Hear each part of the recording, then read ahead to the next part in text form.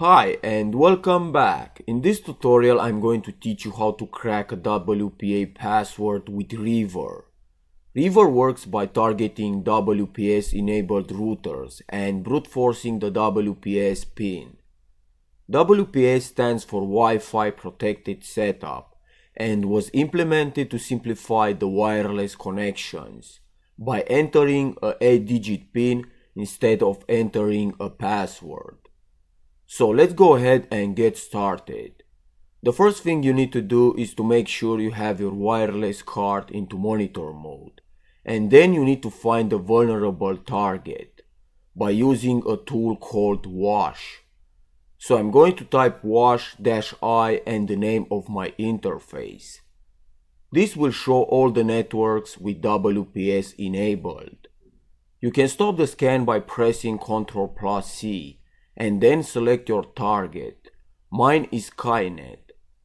Now you need the BSS ID of the access point and the channel to begin the attack.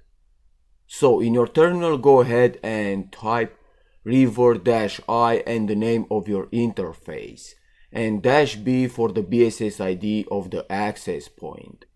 You also need to specify the channel using -C and the channel number. Mine is 6. And -VV, this is very verbose, which will give you more information on the screen. And then -F for fixed, in other words, it's going to disable channel hopping. Now it's going to go pin by pin until it gets the one that works. This process can take hours, so I'm going to skip ahead in the video to where the attack is complete, so you can see what the end result looks like.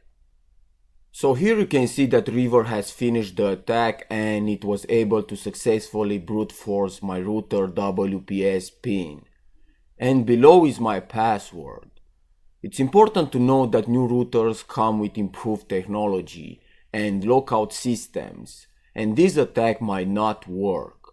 So that's it for this lesson. Thanks for watching and I'll see you next time.